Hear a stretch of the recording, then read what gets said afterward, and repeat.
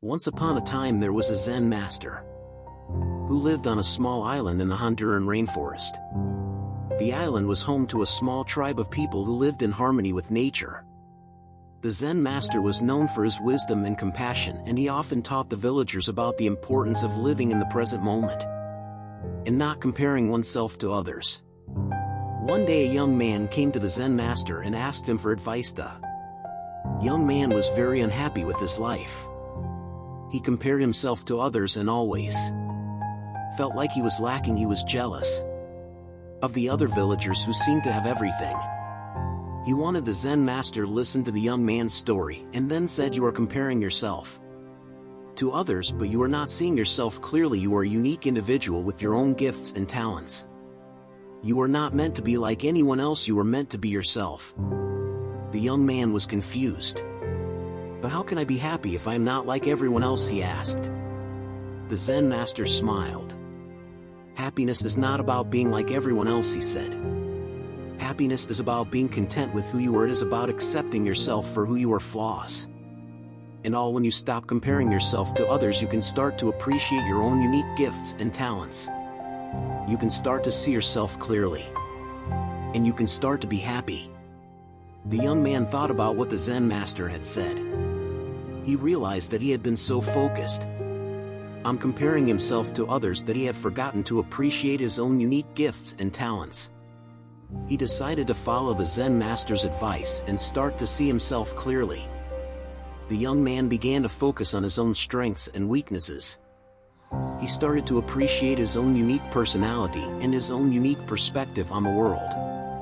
He stopped comparing himself to others and started to be happy with who he was.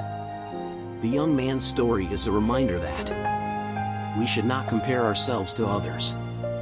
We are all unique individuals with our own gifts and talents. We should focus on our own strengths and weaknesses and appreciate our own unique personality and perspective on the world. When we stop comparing ourselves to others, we can start to be happy.